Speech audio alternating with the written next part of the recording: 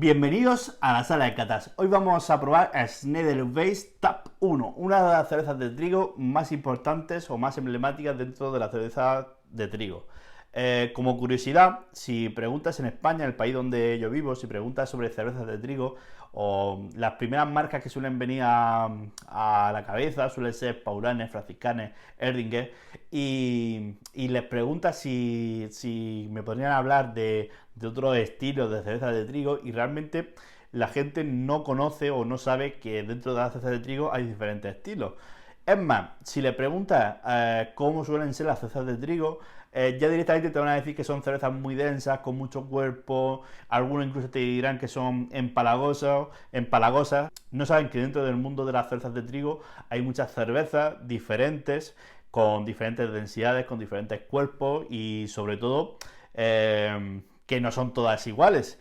Y es curioso que, por ejemplo, esta marca Schneider Weiss sea muy poco conocida, fuera, digamos, de los círculos de cervecerías más especializadas, de tiendas de cerveza craft o de cerveza artesanal. Esta cervecera yo la considero como un nexo entre la tradición de cerveza bávara 100% tradicional y la cerveza más moderna, más actualizada, o la cerveza artesanal o el craft beer.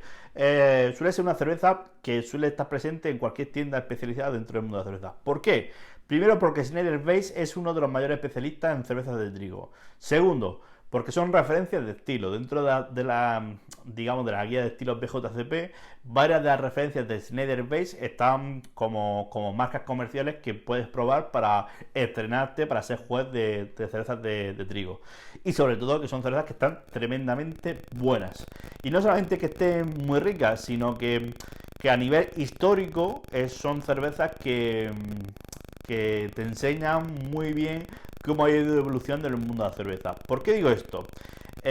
Más adelante publicaré una serie de catas especiales de solamente cervezas de trigo, en el cual voy a contar la historia de la evolución de las cervezas de trigo, los diferentes estilos y todo lo que pasó en Alemania desde aproximadamente los 1400 hasta la actualidad, ¿no? Entonces, en todos esos años, digamos, desde después de la época medieval hasta después de la Segunda Guerra Mundial, hubo muchísimos cambios, muchísimas cosas que cambiaron el panorama cervecero a nivel mundial. La cuestión es que Schneider Weiss es una cervecera familiar, propiedad de John Schneider y hijos, John Schneider I y su hijo John Schneider II, y pertenece a la familia desde el origen, es decir, a día de hoy John Schneider VI es el actual propietario de esta cervecera. Por lo tanto, es una empresa familiar que ha ido evolucionando con el tiempo y ha llegado hasta el día de hoy independiente, siendo una cerveza tremendamente tradicional y a la misma vez colaborando con todos los cerveceros artesanales alemanes y haciendo, por ejemplo, comparten mucho sus conocimientos con jóvenes cerveceros, tienen programas digamos, a todo aquel que se quiere formar dentro del mundo de la cerveza, tiene una especie de beca en el cual un maestro cervecero se puede formar desde la parte más tradicional y luego tienen una especie de laboratorio en el cual juegan con lúpulos más modernos y hacen cosas, digamos, más acordes a la actualidad, a las cervezas artesanales que se suelen beber. Por lo tanto, Schneider Weiss es una cervecera muy importante. Hoy la que vamos a probar es la TAP 1. Todas sus referencias hacen referencia a tap. Tap es, digamos, el tirador, el grifo. Imaginaros cuando vamos a un brew pub y vemos diferentes grifos, vemos una pizarra y cada grifo es un tap, ¿vale? Tap 1, tap 2, tap 3. En este caso, cuando Schneider Weiss decidió cambiar la imagen, decidió que todas sus referencias tuviesen un número, ¿vale? Un tap 1, tap 2, tap 3. Y decidieron empezar con su cerveza original, es decir, la primera receta que sacaron al mercado es la Schneider Tap 7. ¿Por qué hicieron eso? Porque quisieron, cuando sacaron la cerveza y vieron que tenía el número Tap 7, el consumidor se diese cuenta de que tenía más referencias, no solamente la original, la Tap 7. ¿Por qué? Porque la gente no suele conocer que dentro del mundo de las cervezas de trigo suele haber diferentes tipos. Entonces ellos desde el primer momento, cuando hicieron, digamos, el cambio de imagen que coincide con el 1990 aproximadamente, decidieron crear, renovar toda la imagen y que la cerveza original, es decir, la cerveza de tirada, la cerveza que ellos vendían más, la TAP 7, fuese la original, ¿vale? Entonces, en este caso, Schneider TAP 1 hace referencia a la Hellweiss. Mira, esta referencia es una receta relativamente moderna. Digamos que es una cerveza de los años 90. Es decir, es una receta acorde un poco con lo que se estaba haciendo con las cervezas, por ejemplo, como hemos dicho anteriormente, Paulaner, Erdinger, ese tipo de recetas, pero en este caso querían hacerlo, ¿cómo decirlo? Como mejor o más tradicional. Por lo tanto, esta Hellweiss, la TAP 1, digamos que es la referencia para desmontar un poco los mitos de las otras marcas. En este caso, la la Hellweiss Beer hace referencia a infierno de trigo. Es decir, esta cerveza está considerada, esta cerveza aproximadamente tiene un 60% malta de trigo y un 40% de cebada. Que por cierto, ninguna cervecera de trigo es 100% de trigo. Ya de esta cervecera vamos a hablar muchísimo. De Netherweiss, ya os digo que en la cata especial de cervezas de trigo hablaremos muchísimo. Lo que sí vamos a hacer va a ser, vamos a empezar a servirla, que se vaya oxigenando y poco a poco iremos comentando pequeños detalles. ¿Por qué? Porque más adelante, la siguiente, ya os digo que en la cata especial de iniciación a las cervezas de trigo vamos a hablar repetidas veces sobre Schneiderweiss. Hoy vamos a ir marcando unos pequeños detalles y sobre todo introducir un tipo de cerveza de trigo diferente a lo que habitualmente habéis probado. Si os acordáis, en la primera cata de iniciación probamos Weihenstephaner Vitus, que es una cerveza de trigo fuerte, una cerveza de trigo con una graduación alcohólica más potente. Y ya creo que a todos los que la habéis probado, según me han llegado los comentarios y todos los clientes que la han probado, os sorprendió que a pesar de la graduación alcohólica que tenía, era una cerveza muy ligera. Pues esta os va a sorprender desde el color a la graduación alcohólica. En este caso estamos hablando de una cerveza de 4,9, ¿vale? Es decir, una cerveza no es muy potente de alcohol, pero tampoco va a ser con un cuerpo tan denso como la anterior. De todos modos, vamos a servirle y vamos a ir describiéndola poco a poco. Evidentemente, el vaso de cata de esta cerveza suele ser el Weiss, el de cervezas de trigo. Pero como siempre os digo, estamos en una cata y vamos a probar todas las cervezas de este ciclo de catas en un vaso que reúna, que iguale las condiciones con respecto a otras cervezas que vayamos probando, para digamos que sea la cata al mismo nivel, ¿vale? ¿Por qué? Porque normalmente los vasos diseñados para este tipo de cerveza, digamos que mejoran las cualidades que tienen. Y en este vaso un poco más genérico, es más fácil detectar los posibles problemas que tenga la cerveza. En este caso no estamos buscando problemas en la cerveza, sino que estamos enseñando cervezas que son emblemáticas dentro del mundo de la cerveza y cervezas que debes probar, por lo menos una vez en la vida. Y Schneiderweiss, de todas sus referencias, son todas emblemáticas dentro de los diferentes estilos de cerveza de trigo. Así que la primera que vamos a probar es la Hellweiss TAP 1. Como ya os digo, no es la receta original, es decir, no es la TAP 7, que muchos blogs de internet confunden esta receta con la receta original.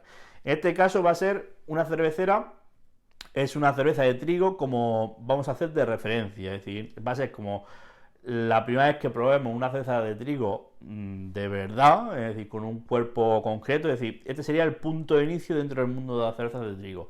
Y luego iríamos avanzando, por un lado, hacia la parte más tradicional, es decir, que sería la TAP 7, y luego ya diferentes variaciones, tanto de estilo como de recetas más modernas. Así que vamos a servir.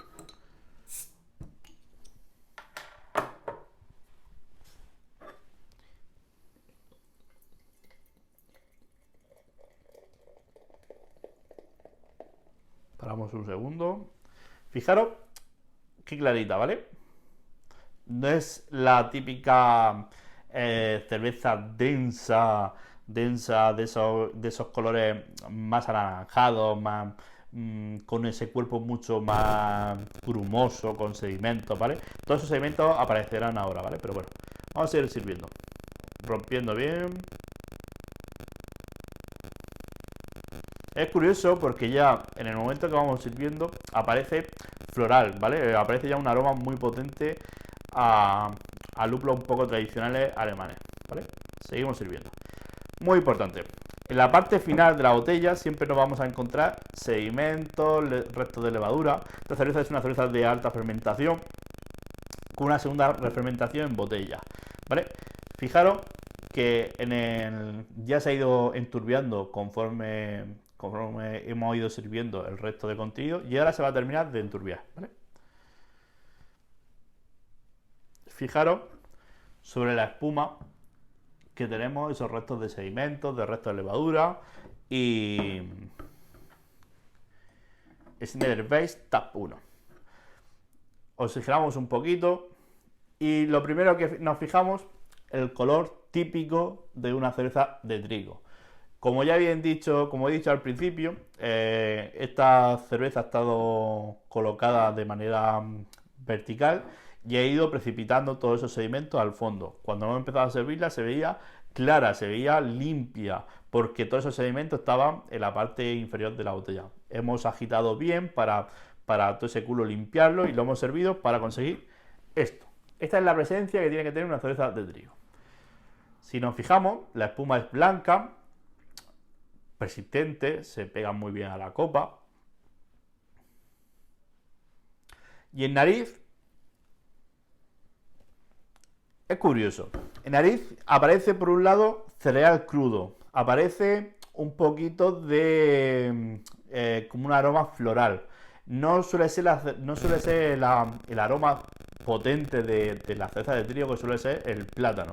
En este caso ahora mismo aparece un poquito de cítrico, un poquito de cereal crudo, pan, pero pan recién hecho, es decir, no el pan, bueno, recién hecho, pan que no está la corteza muy crujiente, ¿vale? Un pan cocido lo justo.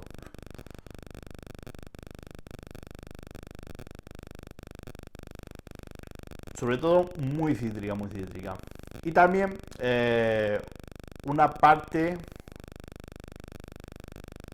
de especie como que nos recuerda un poco a la cerveza belga, ese toque así como a clavo, a especies, ¿vale? Probamos.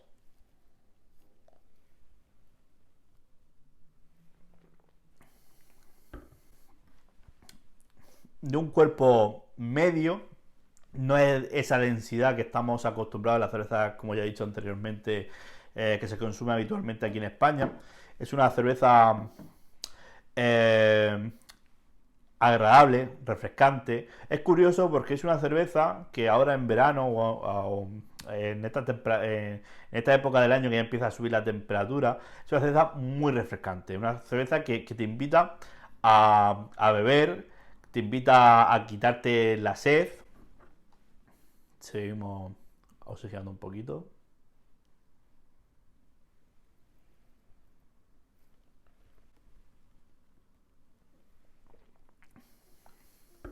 Un carbónico muy ligero, muy ligero, muy ligero. No está muy marcado ese nivel carbónico, es decir, ese gas no es agresivo, es totalmente agradable en boca. Hace que sea de un trago muy largo y sobre todo yo creo que el concepto de esta cerveza ahora mismo es refrescante. Como ya he dicho anteriormente, esta cerveza tiene que ser un poco el punto de partida dentro del mundo de las cervezas de trigo. ¿Por qué digo el punto de partida? Si habitualmente hemos probado marcas como Franciscanes, como Paulanes, como Erdinger, como cualquier otra marca un poco más comercial o más industrial, se caracterizan porque tienen un cuerpo y un dulzor un poco exagerado. No que sea exagerado, es que al final los procesos de fabricación, tanto pasteurizaciones o diferentes procesos que suelen tener ese tipo de marca un poquito más industrializada y de una producción más grande, añaden azúcares, añaden una serie de complementos o de añadidos que digamos que mejoran la presencia de la cerveza, mejoran la espuma, mejoran una serie de elementos que hacen que la cerveza coja un cuerpo como mucho más denso y otras características. En este caso, esta cerveza sería lo más tradicional, sería una cerveza con una carga importante de trigo, ya he dicho que en el 60%, luego tiene un 40% de cebada y esto digamos que sería el punto de partida, ¿vale? Ese punto de partida, ese infierno de trigo, hace referencia a que tiene una gran carga de cereal, de trigo, con respecto a otras cervezas de la misma marca, ¿vale?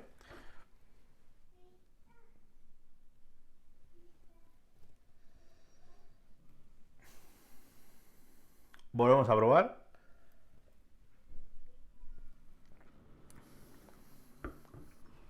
Y se repite la tónica. Se repite esa sensación refrescante, ligera, suave. No es nada empalagosa. El alcohol está tremendamente integrado en la cerveza. Incluso te haría pensar que es una cerveza sin alcohol. Porque no se nota nada. Es una cerveza sobre todo para momentos calurosos, es decir, momentos del mediodía antes de la hora de comer, esa cerveza de voy a quitarme la sed y a la misma vez calmar un poco el hambre.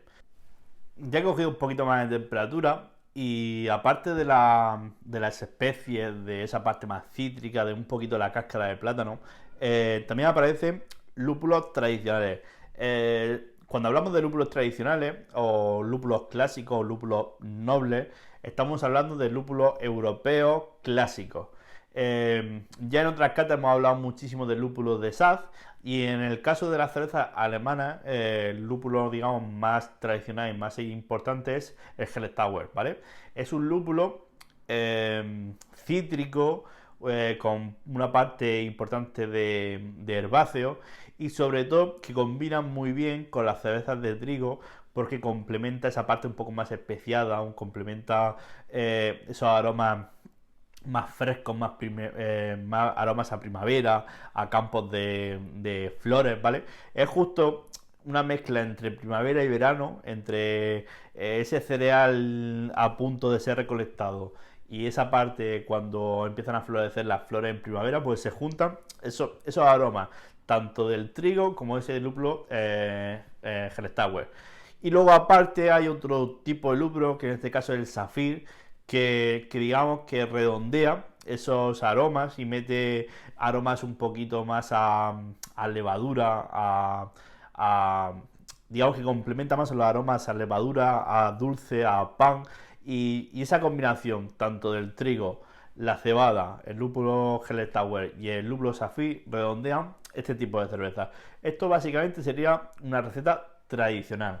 Como he dicho anteriormente, aunque la receta sea aproximadamente 1994, está basada en una cerveza tradicional bávara. Tenemos que tener muy en cuenta que las cervezas de trigo, de todo esto hablaremos más en profundidad en la cata especial de cervezas de trigo, pero tenemos que tener muy en cuenta una cosa que se llama la ley de pureza de la cerveza alemana de 1516, que hablaremos más profundamente en otro vídeo con más cervezas de trigo, porque no quiero meterme en este tema todavía, es algo un poco que a nivel cultural nos viene súper bien y entenderemos muchísimas cosas dentro del mundo de la cerveza. Pero ¿qué pasa? Tenemos que probar diferentes tipos de cerveza para entender tanto la ley de pureza alemana de 1516 con lo que supuso dentro del mundo de la cerveza. Básicamente, quiero haceros como un pequeño apunte. En 1516 se creó una ley que prohibía utilizar cualquier tipo de cosa que no fuese cebada, agua, lúpulo y en este caso levadura. Y básicamente esta ley la creó la familia real bávara porque ellos tenían el monopolio de cultivo de cebada. Y con eso conseguían que vender toda la cebada, es decir, conseguir que las cervezas solamente se hiciesen con cebada. Luego, aparte, también tiene otra ventaja que conseguían tener el monopolio de la fabricación de cerveza de trigo, digamos, concediendo las licencias a sus propios familiares o incluso a sí mismos. Por lo tanto, de esa manera, la familia real bávara tuvo el control sobre la fabricación de cerveza durante, vamos, la ley de pureza alemana estuvo en vigor hasta 1980. Aún así, bueno, vamos a decir que hasta 1888-89, es decir, tuvieron el control sobre la gran fabricación de cerveza. Pero bueno, de todo eso hablaremos más adelante. Y esto hizo que las cervezas alemanas fuesen muy particulares. Y luego las cervezas de trigo ya eran como algo muy exclusivo para la realeza y eran con unas marcas muy características. Esa ley de pureza de 1516, como ya he dicho, hizo que la familia real tuviese el monopolio tanto de la producción de cebada para el resto de productores de cerveza y luego la producción de cervezas de trigo en familia o de la familia real o de gente muy cercana. Pues en 1872, no sé si os acordáis del vídeo que hicimos sobre la Pilsner, que es sobre las cervezas checas, tiene mucha relación con el nacimiento de esta cervecera. ¿Por qué quiero decir esto? A ver si soy capaz de explicarme. Cuando apareció la Pilsner Urquell, que fue la revolución de las cervezas checas, es decir, las cervezas Pilsner, las cervezas Lager, es decir, de las cervezas rubias, claras, refrescantes, fue una ola de innovación. Hizo que temblase Europa. Esas cervezas checas hicieron que las cervezas tradicionales del resto de Europa perdiesen mercado porque esas cervezas tipo Lager, tipo Pilsner iban comiéndoselo prácticamente todo. ¿Eso qué hizo? Que la familia real bávara decidiese deshacerse de cervezas tipo de trigo, es decir, cerveceras de trigo, porque ya no eran rentables, porque lo que era rentable eran cervezas tipo Pilsner. Eso dio lugar a que Georg Schneider I pudiese acceder a una licencia para la fabricación de cervezas de trigo y sobre todo a comprar a muy buen precio una de las, es decir, la cervecera más antigua de Múnich. Con eso, en 1872 surgió Schneider Weiss. Schneider Weiss, que básicamente desde el primer momento se centró en que querían fabricar cervezas tradicionales bávaras y cervezas de trigo especialmente. Que eso era totalmente lo contrario a lo que se llevaba. Lo que se llevaba en ese momento era la fabricación de cervezas ligeras, de baja fermentación, tipo Pilsner, tipo Lager, incluso las típicas Kolsch alemanas. Entonces, Schneider Weiss fue como un revolucionario ya en 1872 cuando decidió ir en contra de lo que era la industrialización o de las cervezas más populares. Y él luchó contra, digamos, contra esa modernidad para mantener la tradición de la cerveza alemana. ¿Con qué lo hizo? Con la cerveza que creó al inicio, que es la TAP 7. A lo largo del tiempo, esas cervezas tipo Pilsner, tipo Lager, hicieron como fusiones y se hicieron grandes grupos cerveceros que intentaban arruinar a cerveceras de este tipo. Entonces, Georg Schneider es un ejemplo de resistencia, de aguantar el envite de esas grandes cerveceras a favor de la tradición. Actualmente, la sexta generación de los Schneider siguen siendo guardianes de la tradición y a la misma vez están totalmente integrados con el mundo de la cerveza artesanal y del mundo craft. Es decir, es una cerveza puerto entre la tradición y la modernidad. Y sobre todo ha resistido a esos ataques, digamos, de la gran industria cervecera, manteniéndose en un concepto muy básico: tradición, calidad y saber hacer. Lo que sí quiero es que a partir de ya, una vez que hayáis conocido Schneider Weiss, empecéis a investigar sobre esta cervecera y sobre las diferentes historias y diferentes referencias que tiene. Como ya he dicho, voy a hablar de prácticamente todas en las siguientes catas de iniciación a las cervezas de trigo. Pero aún así podéis encontrar una cantidad de historias y de anécdotas relacionadas con la Segunda Guerra Mundial, relacionadas con la familia real alemana y sus orígenes. Bueno, tiene una cantidad de cosas muy importantes. No quiero decir todo esto principalmente porque en los libros que van incluidos en nuestra cata los libros de cata, ahí sí voy a poner toda esa parte de la historia, es decir, no voy a desvelar todas mis cartas. Así que si os está gustando el contenido, por favor suscribiros a nuestro canal, lasaladegatas.com.